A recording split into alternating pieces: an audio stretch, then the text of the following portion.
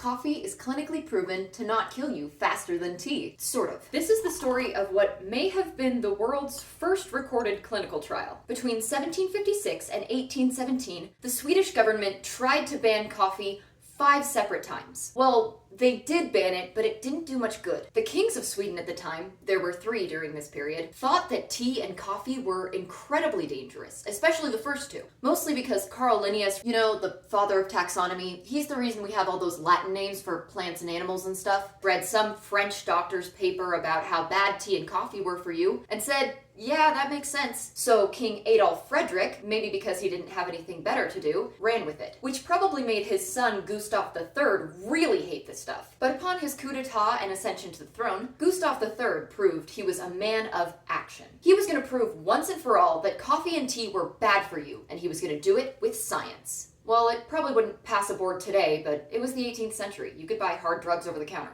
King Gustav III found a pair of identical twins who were both condemned to execution, and he told them that he would reduce their sentences to life imprisonment if they would agree to be his guinea pigs. One of them was supposed to drink 3 pots of coffee a day, and the other would drink the same amount, but in tea. Gustav assigned 2 physicians to oversee the experiment, and then he sat back and waited to be proven right. Well, the tea-drinking prisoner lived until he was 83. By then, Gustav III was long assassinated, and the coffee-drinking twin, well, we don't know. Both the doctors died before he did. Ultimately, all the coffee bans were a failure. Sweden is the 6th largest consumer of coffee in the world, with the average person drinking 576 cups of coffee per year. There's even a word in Swedish for extended social coffee breaks, which traditionally happen twice daily, fika.